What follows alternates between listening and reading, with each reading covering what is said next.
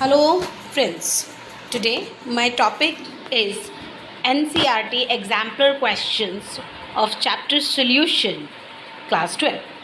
Now your first question is which of the following is unit is useful in relating concentration of the solution with its vapor pressure. Now we know that vapor pressure is equal to constant, Henry constant multiplied by number of moles or mole fraction. That is the Henry law. And if you want to apply Rolle's law, P is equal to P naught multiplied by X. So there is a two laws that obey that vapor pressure of a liquid is directly proportional to the mole fraction. So here the option is mole fraction is correct. Now next question is, on dissolving sugar in water at room temperature solution feels cool to touch. जब आप पानी के अंदर बेटा water के अंदर sugar को dissolve करते हो और फिर आप उसको टच करते हो, सॉल्यूशन कैसा आपको मिलता है? ठंडा. आपको फील लगता है कि वो ठंडा हो गया. ठीक है. Now under which of the following cases dissolution sugar will be most rapid. इसमें डिसोल्यूशन जो शुगर को आपने डिज़ोल्व किया वाटर के अंदर तो इस प्रोसेस में रैपिड होगी. तो ये तो हम छोटी क्लासों से पढ़ते आ रहे हैं कि जो रैपिड प्रोसेस होता है वो सिर्फ किसके अंदर होता है? हॉट वाटर के अंदर. Now the here is two option, that is for the one is sugar crystals in hot water and one is powdered crystal in hot water. तो हॉट वाटर में शुगर के क्रिस्टल भी dissolve होंगे लेकिन powdered sugar भी dissolve होगा. Now the अगर वो रैपिड बात कर रहा है तो that means the powdered sugar. ठीक है. पाउडर्ड शुगर जो है बड़ी जल्दी डिज़ोल्व होएगी हॉट वाटर के अंदर. क्यों? क्योंकि जितना ज़्यादा सरफेस एरिया होता है उतनी ज़्यादा क्या होती है? सॉल्युबिलिटी इंक्रीज करती है. So the option is powdered sugar in hot water. Now next question is, at the equilibrium rate of dissolution of solid solute in a volatile liquid solvent is equal to. तो हमने बच्चे जब हमने इस chapter को पढ़ा था तो हमने शुरू में एक बात कही थी, जब भी हम सॉलिड को किसी लिक्विड सॉल्वेंट के अंदर डिज़ोल्व करते हैं तो जो उसकी डिसोल्यूशन की रेट होती है, ठीक है, वो किसके इक्वल होती है? उसके रेट ऑफ क्रिस्टलाइजेशन के इक्वल होती है. ना ज़्यादा ना कम, equal to rate of crystallization. So here is option is 3. Now next question is, a beaker contain a solution of substance A. एक बीकर के अंदर एक सब्सटेंस A है, उसका सॉल्यूशन है. प्रेसिपिटेशन ऑफ सब्सटेंस A मतलब जो प्रेसिपिटेशन है, सपोज आपके पास वाटर था और वाटर में आपने क्या डाल रखा है? शुगर है. The sugar is A.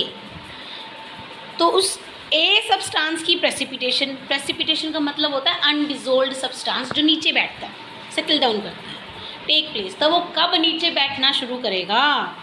When small amount of a is added to the solution.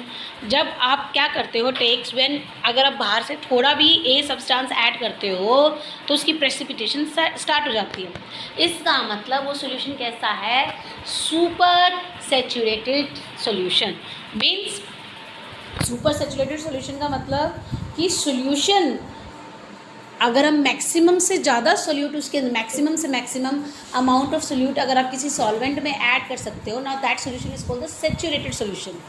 कम डाल रहे हो तो अनसैचुरेटेड सॉल्यूशन, लेकिन आप सैचुरेटेड से ज़्यादा डाल रहे हैं जिसकी वजह से वो नीचे बैठ रहा है, उसको हम क्या बोलते हैं? Super saturated solution. Now next question, maximum amount of solid solute that can be dissolved in a specific amount of given solid liquid. आप मैक्सिमम से मैक्सिमम कितना सॉलिड सोल्यूट है जो एक गिवन अमाउंट ऑफ सॉल्वेंट के अंदर आप add कर रहे हैं वो किस पर डिपेंड नहीं करता. First option is temperature. As you all know, temperature increases solubility increases, temperature decreases solubility decreases. कैसे?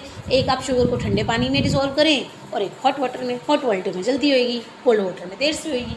Second, nature of the solute के नेचर पे भी डिपेंड करेगा आप डिसॉल्व किसको कर रहे हो. Third, pressure. हाँ जी. तो नाउ अब हमें प्रेशर का टर्म देखा कि जब आप किसी सॉलिड को लिक्विड के अंदर डिसॉल्व करते हैं, is there any effect of pressure? No. अगर आप किसी सॉलिड को किसी लिक्विड के अंदर डिसॉल्व करते हैं, there will be no effect of pressure on that solid. That means there will be the no effect of pressure. Now next question.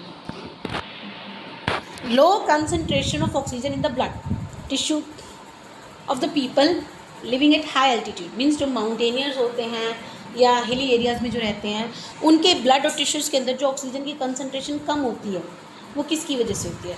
तो बच्चों हमने एक लॉ पढ़ा था that P is directly proportional to mole fraction, where P is the partial pressure of the gas and x is the mole fraction which is equal to the solubility, which is equal to the solubility. कहने का मतलब है pressure बढ़ेगा solubility बढ़ेगी, pressure घटेगा solubility भी उस gas की लिक्विड के अंदर कम हो जाएगी.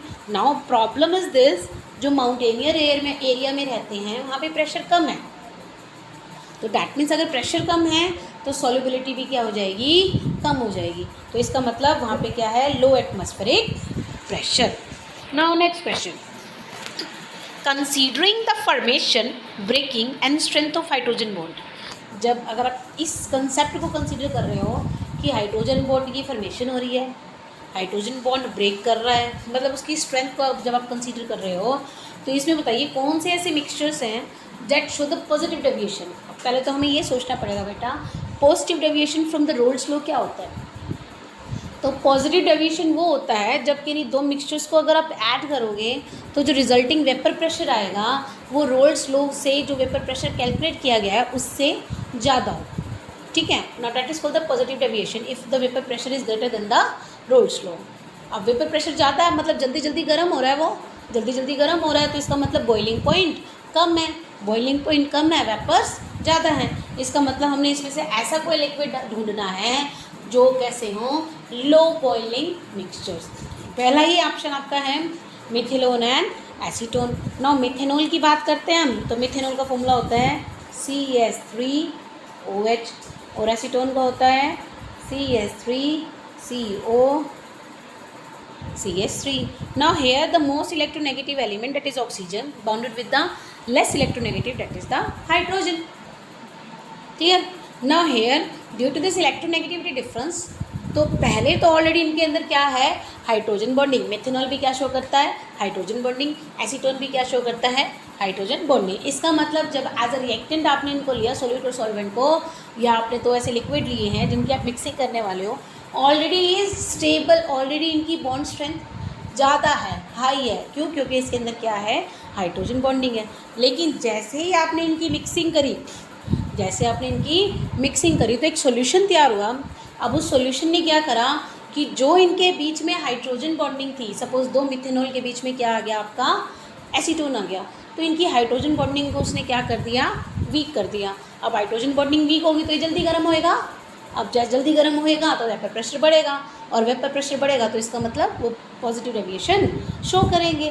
That means your first option methanol and acetone.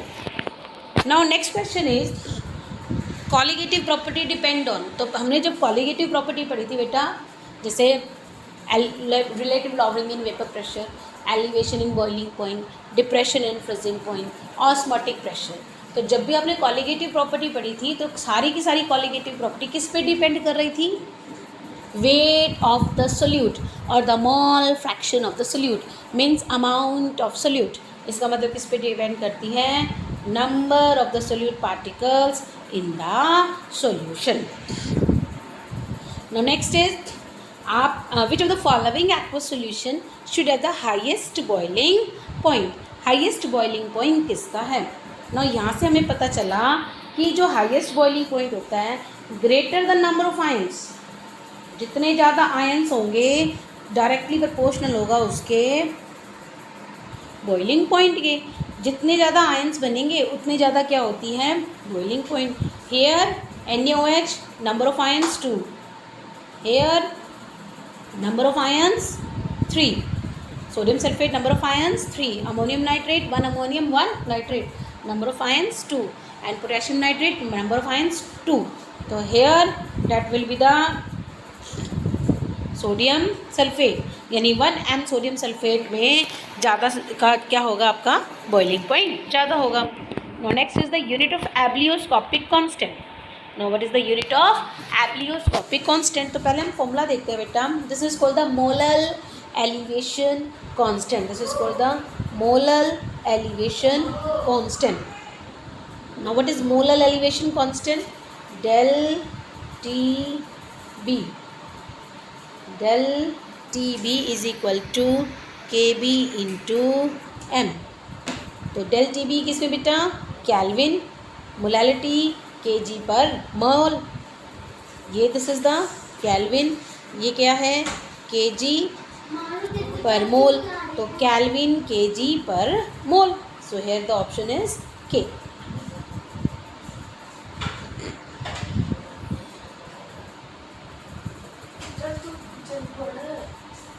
Now next question is, in comparison to a 0.0 m solution of glucose, depression in the freezing point of a 0.01 m MgCl2 solution is. Now आपसे question क्या पूछा गया बच्चे कि आपको एक 0.01 m solution का glucose दिया गया है और 0.01 m का मैग्नीशियम क्लोराइड दिया गया है. तो आपने बताना है कि इसका depression in freezing point is कितना है, मतलब हाइयर है, लोअर है. तो आपको ये बताना है. तो हम ये सोचते हैं बच्चे, डिप्रेशन इन फ्रीजिंग पॉइंट क्या है? एक कॉलिगेटिव प्रॉपर्टी है. डिप्रेशन इन फ्रीजिंग पॉइंट क्या है? एक कॉलिगेटिव प्रॉपर्टी है. अब कॉलिगेटिव प्रॉपर्टी किस पर डिपेंड करती है? Number of moles of solute.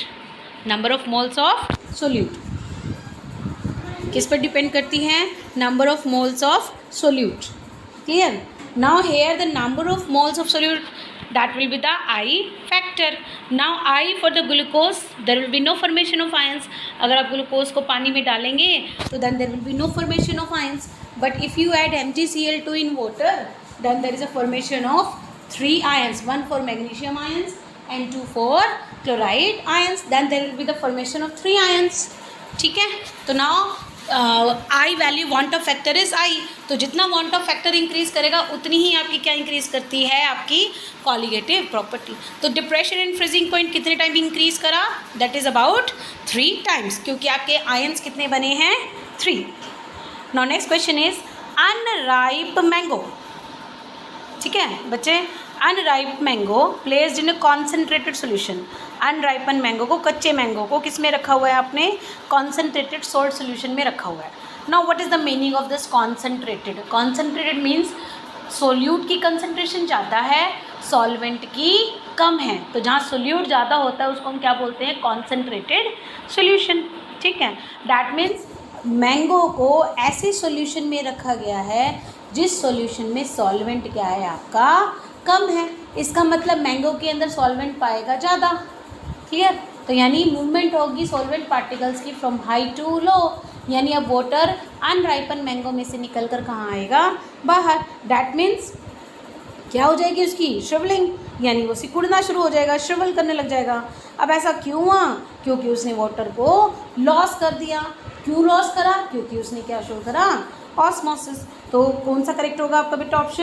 Option 4. It losses water due to osmosis. Now next question is, at a higher temperature osmotic pressure जो है concentrated solution of a substance.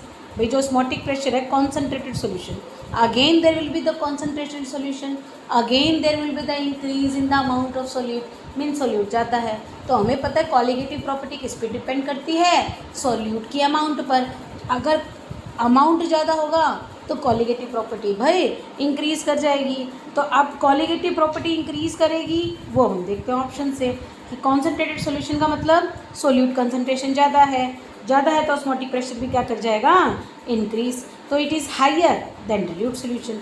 तो concentrated solution का जो osmotic pressure होता है वो higher होता है डाइल्यूट से. क्यों? क्योंकि कॉन्सेंट्रेटेड में सोल्यूट ज़्यादा है, डाइल्यूट में सोल्यूट कम है. Now next, which of the following statement is false? इसमें से आपको ये ढूंढना बच्चे कौन सी स्टेटमेंट फॉल्स है. तो ना हम सब पहला ऑप्शन पढ़ते हैं. 2 different solution of sucrose. 2 different solution दे रहे हैं सुक्रोज का of same molality, but molality same है, प्रिपेयर्ड इन डिफरेंट सॉल्वेंट्स. ठीक है? Will have the same depression in freezing point. क्योंकि depression in freezing point same होगी तो हमेशा डिप्रेशन फ्रीजिंग पॉइंट एक कॉलिगेटिव प्रॉपर्टी किस पे डिपेंड करेगी? अमाउंट ऑफ सोल्यूट पे. ठीक है, लेकिन अब उन्होंने कहा है मोलैलिटी सेम है, मीन सॉल्यूट सेम है, तो इसका मतलब डिप्रेशन एंड फ्रीजिंग पॉइंट कैसी होगी, मोलैलिटी जो है वो सॉल्यूशन की किस पे डिपेंड करती है, डिफरेंट सॉल्यूशन दे रखा है, और मोलैलिटी कंसंट्रेशन पे डिपेंड करती है। इसका मतलब आपकी ये स्टेटमेंट क्या हो जाएगी, फॉल्स। लेकिन हम सेकंड स्टेटमेंट देखते हैं, ऑस्मोटिक प्रेशर, ये ठीक है क्योंकि ऑस्मोटिक प्रेशर किस पे डिपेंड करता है, CERT, concentration, gas constant and temperature, that means this is the true statement. Now third one, decreasing order of osmotic pressure for 0.01 m aqua solution of barium chloride. So हमें देखना पड़ेगा osmotic pressure किस order में decrease कर रहा है, सबसे ज़्यादा बेरियम क्लोराइड, उसके बाद KCl, उसके बाद एसिटिक एसिड, उसके बाद सुक्रोज। अब हमने इससे पहले वाले क्वेश्चन में भी बच्चे किया था कि ऑस्मोटिक या कोई भी कॉलिगेटिव प्रॉपर्टी किस पे भी डिपेंड करती है, वांट ऑफ फैक्टर्स पे, नंबर ऑफ आयंस पे। Here the number of ions is 3, here 2, here 2, here 0, means barium chloride को अगर पानी में डालोगे तो 3 आयंस, पोटेशियम क्लोराइड को डालोगे तो 2 आयंस, तो एसिटिक एसिड भी, but KCl is stronger than the acetic acid and sucrose, वो आयंस प्रोड्यूस नहीं करेगा। तो कॉलिगेटिव प्रॉपर्टी कैसे इंक्रीज करेगी, लाइक दिस। तो ऑस्मोटिक प्रेशर कैसे डिक्रीज करेगा, जिसका कॉलिगेटिव प्रॉपर्टी कम होगी उसका ऑस्मोटिक प्रेशर भी कम करेगा। तो ये बात भी ठीक है ना। Fourth option, according to Raoult's law vapour pressure exerted by a volatile component, जो वेपर प्रेशर एक्सर्ट कर रहा है वोलाटाइल कंपोनेंट का सॉल्यूशन के अंदर, डायरेक्टली प्रोपोर्शनल होता है उसके मोल फ्रैक्शन के लिए। ये बात बिल्कुल ठीक है क्योंकि रोल्स लॉ क्या कहता है बच्चे कि P is equal to X, clear, जो प्रेशर होता है किसी भी गैस का वोलाटाइल कंपोनेंट का डायरेक्टली प्रोपोर्शनल होता है उसके मोल फ्रैक्शन के। तो बात ये भी ठीक है, ठीक है। तो इसका मतलब फोर्थ स्टेटमेंट क्या हो गई, दिस वन। अब ये क्यों, क्योंकि 2 different solution of sucrose of same molality is different solvent, अगर वो सॉल्वेंट बेशक से डिफरेंट हो, क्या सेम आएगी depression freezing point, no, clear, same नहीं आएगी, वो क्या आएगी, डिफरेंट। क्यों, क्योंकि जो डिप्रेशन फ्रीजिंग पॉइंट होता है किस पे डिपेंड करता है, मोलैलिटी पर ही डिपेंड करता है। Now next question, van't Hoff factor for the KCl, ions देखो कितने बनेंगे, 2, here NaCl 2, K2 2, potassium 1, sulphate that is 3, तो ऑप्शन कौन सा होगा, 2, 2, 3। Now here the next question, which of the following statement is false? तो देखते हैं कैसे, unit of atmospheric pressure and the osmotic pressures are same, बिल्कुल ठीक बात है क्योंकि बोथ आर प्रेशर, तो प्रेशर की यूनिट क्या होती है, that will be the bar, atmospheric pressure atmosphere या फिर पास्कल, तो both have the same unit. Now second, reverse osmosis, solvent के जो रिवर्स ऑस्मोसिस जब होती है तो सॉल्वेंट के जो मॉलिक्यूल्स होते हैं सेमी परमिएबल मेम्ब्रेन से मूव करते हैं, तो कहाँ मूव करते हैं, lower to higher region, no, this is the wrong statement, क्योंकि वो सेमी परमिएबल रीजन से कहाँ मूव करते हैं, from high to low concentration, तो आपका ऑप्शन कौन सा होगा, 2। Now third option, value of molar depression constant, वो नेचर पे डिपेंड करती है, यस, नेचर पे डिपेंड करती है वो, कि भाई molar depression constant always depend upon the solvent. Now relative lowering in vapour pressure, वो डायमेंशनलेस है, यस, क्योंकि वो किसके डायरेक्टली प्रोपोर्शनल है, मोल फ्रैक्शन के, मोल फ्रैक्शन की यूनिट नहीं होती है, so that means the answer 2। Now next question is,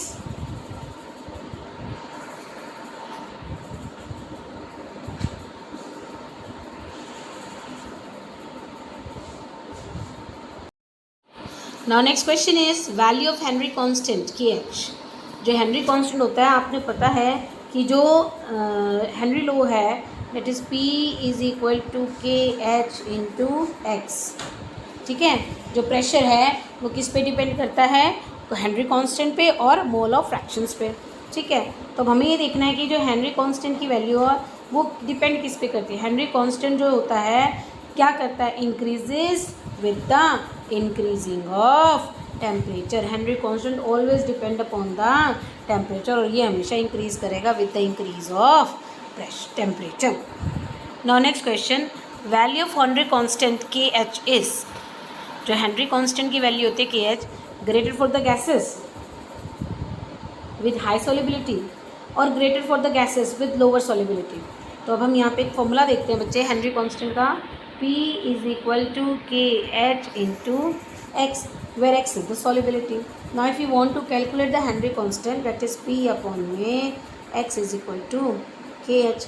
Now here the Henry constant and mole fractions, that is solubility, is inversely proportional to each other.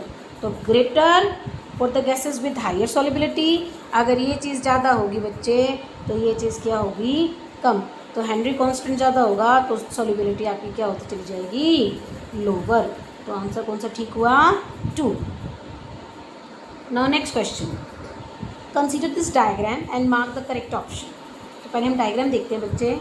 इस diagram में क्या बताते हैं, here is the concentrated sodium chloride solution in water B. Here the concentrated solution in water B and here is the fresh water. ठीक है. अभी देखिए piston B, इसमें पिस्टन ए, और यहाँ पे क्या आपकी सेमी परमिएबल मेम्ब्रेन. ठीक है. नाउ हेयर क्योंकि यहाँ पे सॉल्यूट है और आपका क्या है solution, this is the solution. तो सॉल्वेंट के पार्टिकल मूव करेंगे सॉल्यूशन साइड से सॉल्वेंट साइड पर. ठीक है. तो that means solvent particles move करेंगे बी से ए की तरफ. तो देखते हैं, water will move from side A to B. A से बी में जाएगा, no. Now water will move from B to A. B से ए पे जाएगा.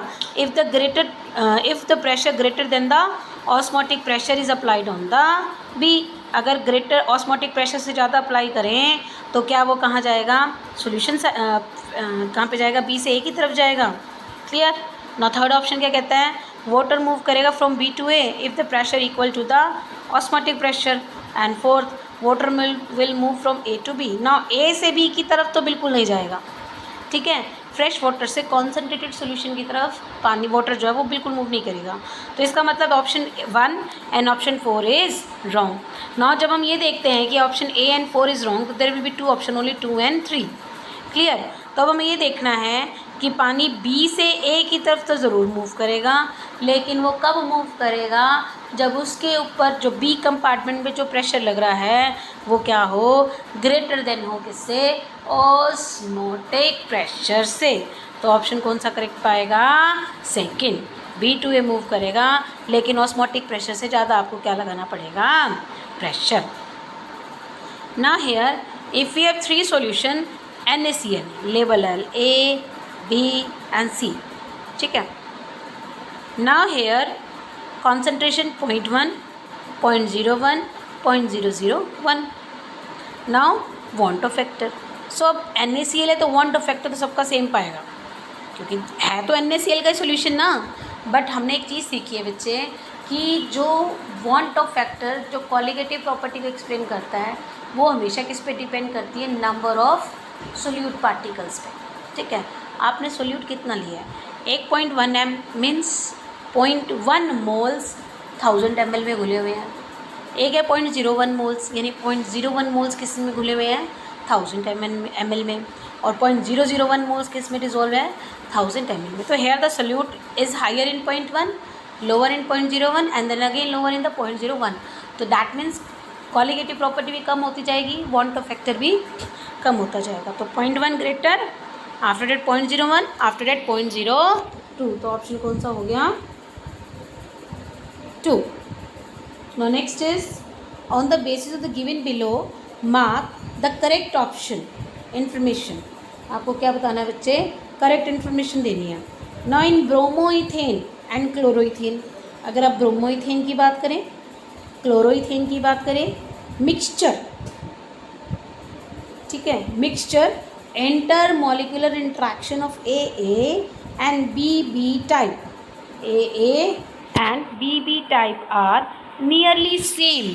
अगर आप कह रहे हो ब्रोमोइथेन और आपको क्या मानना है, अगर आप क्लोरोइथेन की बात करें तो आपको क्या बताना है कि जो आपकी AA और BB की जो इंटरमोलिकुलर इंट्रैक्शन है वो सेम ही होती है A और B के.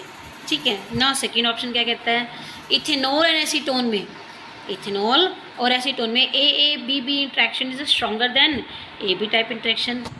ये क्वेश्चन तो हमने अभी भी किया था बच्चे कि मिथेनॉल और एसीटोन, आपकी मिक्सिंग से पहले इनमें क्या होती है, हाइड्रोजन बॉन्डिंग, लेकिन जब आप मिक्सिंग कर देते हो तो वही हाइड्रोजन बॉन्डिंग क्या कर जाती है, ब्रेक कर जाती है। यानी अब मिक्सिंग के बाद जो सोल्यूशन तैयार हो रहा है उसके अंदर आपकी इंटरमोलिकुलर इंट्रैक्शन क्या हो जाएगी, वीक हो जाएगी।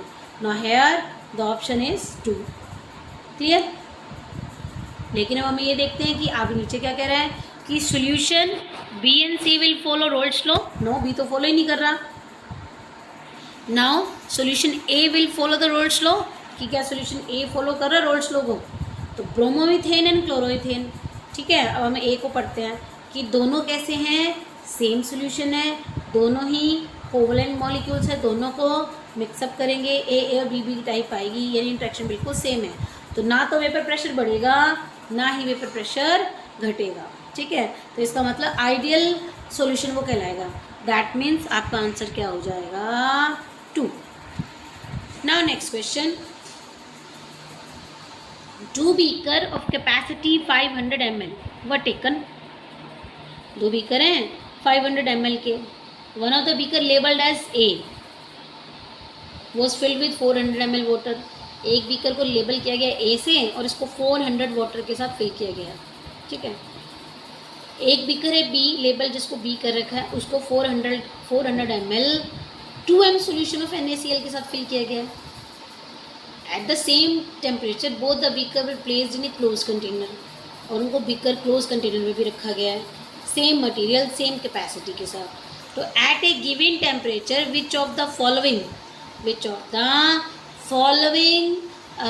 जो beaker were placed in a close container of the same material और द सेम कैपेसिटी, तो at a given temperature which of the following statement is correct about the vapor pressure of pure water and that of NaCl. Now if we see this is the pure water, तो इसका vapour pressure ज़्यादा होना चाहिए। ना इसमें आपने क्या fill कर दिया, NaCl। ना NaCl सोल्यूशन डाला है, यानी आपने नॉन वोलाटाइल सोल्यूट डाल दिया है, तो यानी अब जो सॉल्वेंट का वेपर प्रेशर होगा वो भी क्या हो जाएगा, कम। तो vapour pressure of container A, क्योंकि वो प्योर वाटर था तो उसमें ज़्यादा पाएगा। ठीक है, लेकिन बी में क्या हो जाएगा, कम। तो here the option is 1। Now next, if 2 liquids A and B, 2 liquid हैं A और B, for minimum boiling azeotrophs। Now minimum boiling का मतलब जिसको वेपर प्रेशर ज़्यादा हो, जो पॉजिटिव डेविएशन शो करता हो।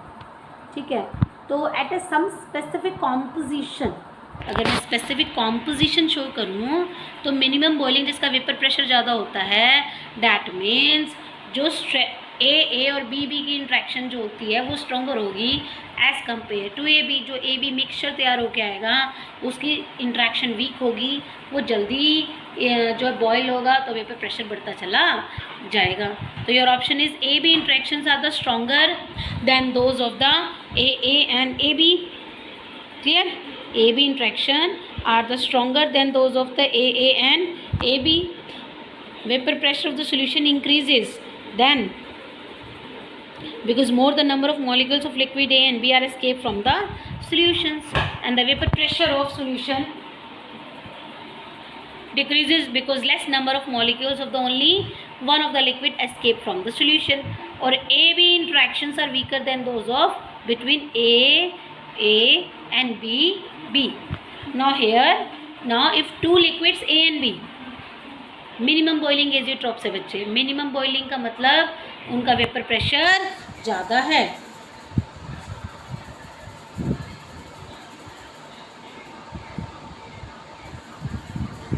ठीक है, मिनिमम बॉइलिंग का मतलब वेपर प्रेशर ज़्यादा है एट द स्पेसिफिक कॉम्पोजिशन। तो हमें ये देखना है बच्चे कि जो इंट्रैक्शन होके आई है अब उससे जो न्यू सॉल्यूशन तैयार हो रहा है इसमें मिनिमम बॉइलिंग एजियोट्रॉप कौन सा कहलाएगा। ना हमें पता है वेपर प्रेशर ज़्यादा है, बॉइलिंग कम हो रही है, दैट मीन्स उसका जो इंट्रैक्शन ए बी वीकर है। तो हेयर इज़ द यानी option number 4, here the option number 4 A B interactions are weaker than those of the A and A B. Now next question, 4 liter, you have the volume 4 liter of 0.02 m aqueous solution of NaCl. 0.02 m aqueous solution of NaCl was diluted by adding 1 liter of water. आपने क्या करा है, 1 litre पानी डाल के उस aqua solution के NaCl को डिल्यूट किया है and the molality resulting solution की क्या करनी है आपने, मोलैलिटी क्या होगी, यानी एक सॉल्यूशन से दूसरा सॉल्यूशन तैयार किया गया है। तो हम क्वेश्चन क्या ढूंढेंगे, M1V1 is equal to M2V2। Now here the M1 0.02, आप इक्वेशन क्या यूज़ करेंगे बच्चे, M1V1 is equal to M2V2।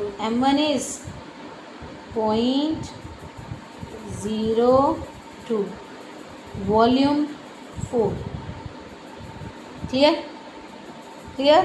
Now resulting solution की हमने क्या निकालनी है, molality. Now volume already 4 litre था, क्योंकि पहले वाले सॉल्यूशन से ही नया सॉल्यूशन तैयार किया गया है। तो 4 लीटर तो पहले था, आपने 1 लीटर वाटर ऐड करा, तो ये हो जाएगा 5। तो 0.08 divided by 5 and it comes out to be 0.016। तो ऑप्शन कौन सा होगा, 0.016। Now next question, on the basis of information given below mark the correct option. Now what is this information, on adding acetone to methanol some of the hydrogen bond between methanol molecules break। ये बात ठीक है बच्चे। Now अब हम ये देखते हैं क्या है, at specific composition methanol and acetone mixture will form minimum boiling azeotrophs। बात ठीक है, क्योंकि जब मिथेनॉल और एसीटोन मिक्सअप करते हैं तो हाइड्रोजन बॉन्डिंग इनकी क्या हो जाती है, ब्रेक, जिसकी वजह से वो बड़ी जल्दी जल्दी उबलते हैं, क्योंकि बॉन्ड वीक हो जाता है। तो दैट मीन्स वो क्या शो करेंगे, पॉजिटिव डेविएशन। तो that is the option number 1। Now here KH factor for the argon, CO2, formaldehyde, methane are this. For the argon 40.39, CO2 1.67, 1.83 into 10 to the power -5 and 0.413। तो arrange the following in order of the increasing solubility. No हमने अब यहाँ पे एक question सीखा बच्चे, एक बात पढ़ी थी कि P is equal to directly proportional to KH और सॉल्युबिलिटी कांस्टेंट। अब मैं यहाँ से KH निकालना चाहूँगी तो P अपॉन में X। नाउ यह द P अपॉन में X is equal to KH, जिसका ये ज़्यादा पाएगा हेनरी कांस्टेंट, उसकी सॉल्युबिलिटी कम मिलेगी। नाउ अभी देखते हैं, क्योंकि हमें हेनरी कांस्टेंट दे रखा है तो हेनरी कांस्टेंट देगी, क्योंकि हमें निकालना है इंक्रीजिंग सॉल्युबिलिटी। तो पहले आप KH जिसका कम पाएगा उसकी सॉल्युबिलिटी क्या पाएगी, ज़्यादा। तो पहले हम देखते हैं KH वैल्यू किसकी ज़्यादा है। तो इसकी ज़्यादा है 40.39, फिर किसकी ज़्यादा है 1.6, दैट विल बी द 1.67, फिर किसकी ज़्यादा है 0.413 और फिर 1.83 इंटू 10 की पावर -5। तो ऑप्शन कौन सा ठीक हो जाएगा, argon, CO2, methane and formaldehyde. हाँ योर नेक्स्ट क्वेश्चन। हाँ जी, this is your next type of question. अब इस तरह के क्वेश्चंस में बच्चा आपको क्या होगा, आपके ऑप्शंस होंगे वो 1 भी हो सकते हैं करेक्ट और मोर देन 1 करेक्ट होगा। तो देखिए कैसे बेटा, विच of the following factors affect the solubility of gas solute in a fixed volume of a liquid। Gas की solubility किसके अंदर, लिक्विड के अंदर कौन सा फैक्टर डिपेंड करता है। भाई देखो नेचर ऑफ द सोल्यूट तो मानते हैं, टेम्परेचर भी डिपेंड करता है और प्लस क्या है प्रेशर, क्योंकि गैस फिल कर रहे हो प्रेशर भी आएगा, टेम्परेचर भी आएगा और नेचर ऑफ द सोल्यूट। तो ऑप्शन नंबर 1 ठीक है बिल्कुल। Now this 3 factors A, B and C। तो अब हम देखते हैं किन किन चीज़ों पे डिपेंड करता है, ठीक है। नाउ A एंड C यानी नेचर ऑफ सोल्यूट पे और किस पे, प्रेशर पे एट कांस्टेंट टेम्परेचर। बात तो ठीक है, दोनों चीज़ों पे डिपेंड करता है। A and B means nature of the solute and temperature but constant P होना चाहिए, बात ये भी ठीक है। सिर्फ B या सिर्फ C पर डिपेंड नहीं करता, या ओनली C पर भी डिपेंड नहीं करता। तो कौन सा ऑप्शन ठीक पाएगा आपका, 1 एंड 2। 1 भी ठीक है और 2 भी ठीक है आपका। Now next is intermolecular force between two benzene molecules, दो benzene nearly of the same strength, दो बेंजीन के मॉलिक्यूल है सेम स्ट्रेंथ के, between two toluene molecules are those between toluene molecules for a mixture benzene and toluene, ठीक है।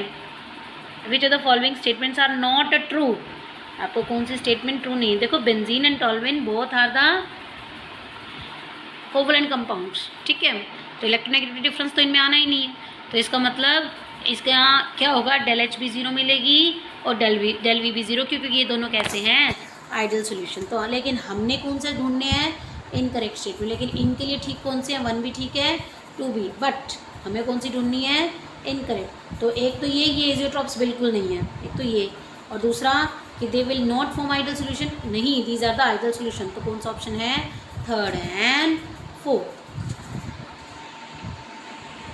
Now next question number 29, relative lowering of the vapour pressure is a colligative property, ठीक है, क्यों, it depend upon the concentration of the non electrolyte solute, पर वो depend तो कर रही है ना सोल्यूट पर, and does not depend upon the nature of the solute, बिल्कुल ठीक बात है।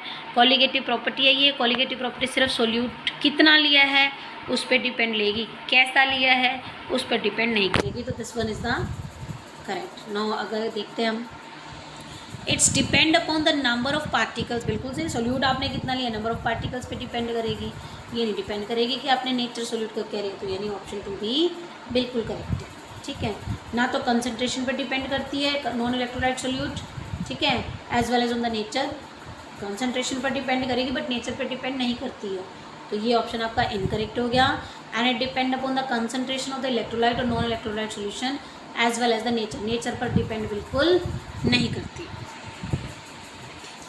Now want of factor given by the expression normal molecular mass upon में abnormal molecular mass, abnormal molecular mass upon में normal molecular mass, observed colligative property upon में calculative colligative property, calculative colligative property and observed colligative property. Now here I कैसे निकालते हैं आप, जो normal molecular mass है means जो आपका है, जो हम ऐड करके निकालते हैं, डिवाइडेड बाय जो हमने आई से कैलकुलेट किया है, वांट ऑफ फैक्टर से कैलकुलेट किया, तो that will become 1। Now second क्या कहता है, observed and calculated, now this one is the 3, observe colligative property and the calculative colligative property. Now the isotonic solution must have the same, isotonic क्या होता है, ठीक है, एक तो सोल्यूट बिल्कुल सेम होना चाहिए, या फिर डेंसिटी बिल्कुल सेम होनी चाहिए, elevation in boiling point same होना चाहिए, या फिर क्या होना चाहिए, depression in freezing point same. तो isotonic solution must have the same density, क्योंकि अमाउंट जो सेम होना चाहिए, तो क्या होती है, डेंसिटी बिल्कुल सेम होएगी और एलिवेशन इन बॉइलिंग पॉइंट भी बिल्कुल सेम होगा, तो option 2 and option 3। Now next question, which of the following binary mixtures will have same composition in liquid and vapor phase, इनमें से कौन से बाइनरी मिक्सचर्स की कॉम्पोजिशन सेम रहेगी लिक्विड एंड वेपर फेज में, benzene and toluene, water and nitric acid, water and ethanol, normal hexane and normal heptane. तो अगर हम देखें बेटा, benzene and toluene ideal solution show करते हैं, ठीक है, and normal hexane and normal heptane भी क्या शो करते हैं, आइडियल सोल्यूशन शो करते हैं। बट हमें क्या देखना है कि लिक्विड और वेपर फेज दोनों में सेम रहे, तो हमें पता है किसी भी पर्टिकुलर कॉम्पोजिशन की या particular composition water and nitric acid और वाटर एंड इथेनॉल वो एजियोट्रॉप्स शो करते हैं, या तो मिनिमम बॉइलिंग एजियोट्रॉप्स होंगे या फिर ये मैक्सिमम बॉइलिंग। इसका मतलब ये नॉन आइडियल सोल्यूशन हो गए, और नॉन आइडियल सोल्यूशन की कॉम्पोजिशन कैसी रहती है, सेम रहती है, तो ऑप्शन कौन सा होगा, 2 and 3. Now next question, in isotonic solution, solute and solvent both are same, osmotic pressure same, ये तो बात ठीक है बिल्कुल, osmotic pressure same होना चाहिए, solute and solvent may or may not be same, and solute is always same, solvent may be different. Now this is wrong, एक तो osmotic pressure बिल्कुल सेम रहना चाहिए, और दूसरा सोल्यूट और सॉल्वेंट मे और may not be same. Now next is for a binary ideal solutions the variation in the total vapour pressure versus composition of the solution is given by which of the curve. भाई जो variations आ रहा है total vapour pressure versus composition में, तो ये कौन सा ग्राफ शो करेगा? P versus mole fraction, graph should be this, graph should be sloping, graph this be this, and pressure versus graph this should be this. तो graph आपका ये भी हो सकता है, this is for the positive deviation, and graph आपका ये भी हो सकता है, this is for the negative deviation. Next is colligative property are observe. Colligative property कब ऑब्जर्व की जाती है? जब एक नॉन वोलाटाइल सोल्यूट को आप लिक्विड में डाल दें, वोलाटाइल लिक्विड के अंदर, या फिर एक नॉन वोलाटाइल लिक्विड को किसके अंदर डालें? एक वो दूसरे वोलाटाइल लिक्विड के अंदर. तो option 1 and option 2. So here this is completed your MCQ part. So student, I hope you understand this NCERT exemplar of class 12 chapter solution. I hope you understand it. Okay, bye bye.